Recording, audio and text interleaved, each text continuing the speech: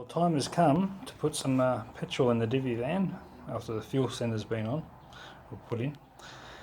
These are super cheap containers. These are brand new, hold around 20 litres. And normally in a lot of these petrol containers they leak a lot from here, so I'm going to just do a small review on how good these ones are. So they're ready to go. Cost me just over, I think around the $50 mark. At petrol at $1.20. So let's put the fuel in. Okay, so just I emptied both jerry cans into the Divvy and had 0 spills from these two. So I give them a 10 out of 10 for no spillage around the top. Yeah, I'm pretty happy with that. So what I'm going to do now is just put the battery terminal on and just prime it a couple of times and get the fuel going up the line. Okay, so I'm going to stick the battery terminal on.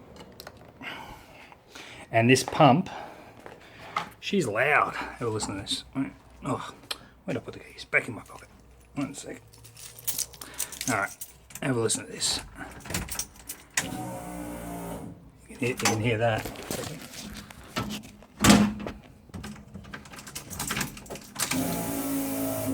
You can hear it. I can hear it sucking.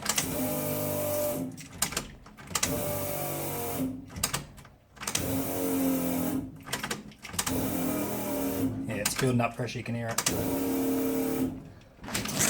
And let me just put the torch on for a sec. Alright, let's see what the fuel goes up to. Is it going to work, the fuel? Oh, the gauges are working for some reason. I don't know why the gauges aren't working. That's a bit disappointing. It's in neutral. Might have blown a fuse maybe. Oh, it's nice and tight. Can't think of.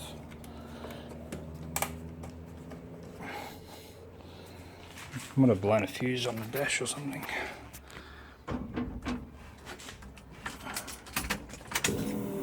You definitely can hear that fuel sender pumping. I'll just make sure. Too much stuff in here.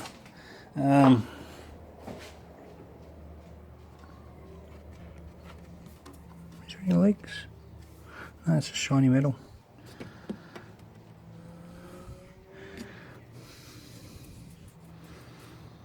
Yeah, maybe a slight leak there, but they are the original fuel lines, so I may still have to replace them. I'll see how we go anyway, but it's good to, that's another positive for the Divvy. Alright, I think we'll get new fuel hoses, fuel lines anyway. Okay, let's see if she goes up in fuel this time. There she goes. I think the fuel float was maybe a little bit stuck on one spot. More lights coming up, but yeah, it's good. Turn it off. And it's just going up. Awesome. Okay, got the Divvy up on the stands. The old ratchet is helping pull it up on the ramps, which is good. And I'm getting it ready to put some good old Dextron 3 auto change fluid in the gearbox. So, gotta get that started. It's 30 degrees today, so freaking hot. So, yeah, let's get into it. So after getting it all up on its hind legs, I seem to found that the transmission is filled up from the dipstick. Well, that's where I filled it because I could not find one filler hole on the gearbox for the 93 XG Ford. So I put a little funnel. There's my funnel. So a funnel about that big. And yeah, I've put about 5 litres. I've heard a lot that they take about 5.5 litres, but I'll make sure after it's started and it runs and gets the oil pumped around that I'll double check that transmission. But what else have I done? One sec. Oh yeah, that's it. I've put the new shockers in. Where are we? These 2 shockers. Have you seen over the tail shaft? I did find those for the petrol tank. I don't think I can get into it at the moment. Yeah, she's a bit too far back. But I have, maybe I had to go around to the other door. Whee!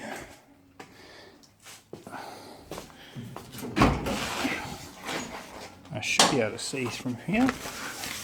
Okay, so those 2 rubbers up around the fuel filler, well not fuel filler, but where the lines come in, I've got those 2 rubbers there.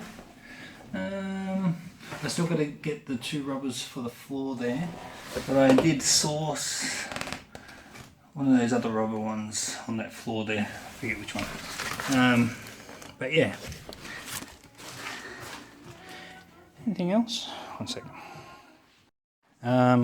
Yeah, what else did I say? I also put the bonnet release cable on with brand new clips. These 2 are brand new. And if no one knows how they follow around, go underneath, then they pretty much come behind these relays, back around over your wire loom, and then back under, and then underneath and into the cab. So what I'm going to do today, I forgot to put that antenna cable in for the radio. What am I like? Oh, my finger looks spiritual. Whee. Yeah, so I've got to put the antenna behind that radio because I forgot to put it in. I just got to take a couple of things off again. But yeah, I'm going to put that in, and I practically just got to have a look around and see little bits and pieces and stuff like that. What I still got to do. Nothing's fully planned at the moment. Oh, another addition I did. I'll put the battery terminal on, and I forgot about that. I put the light sensor back on, which activates your lights. Did you see that come straight on? You see the blue? So a feature of blue and red. On these cars, I never knew they had lights under so deep, but that's a theme. So it'll be blue, which is on the side of the beacon lights at the top. Blue is on your right side in Australia, and red on that side. So when you trip this, you get that colour scheme. That will look mad on a black carpet. Just painted up the exhaust for the Divvy. It's one long exhaust. It's come up very well.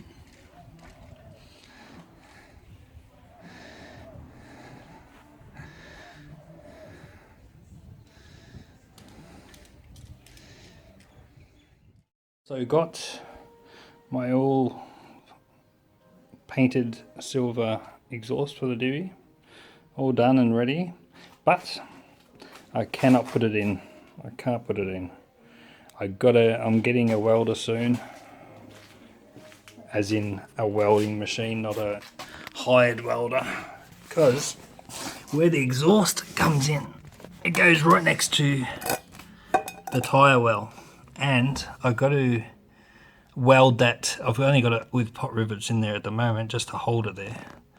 but I've got to weld her in before I put that exhaust on. Otherwise everything's ready to go underneath as far as exhaust goes. And try and get on my stomach. And yeah, all the gearbox is up nicely. Getting closer and closer to firing this girl up. Boy, she looks good. Very clean underneath. It's pretty good. So,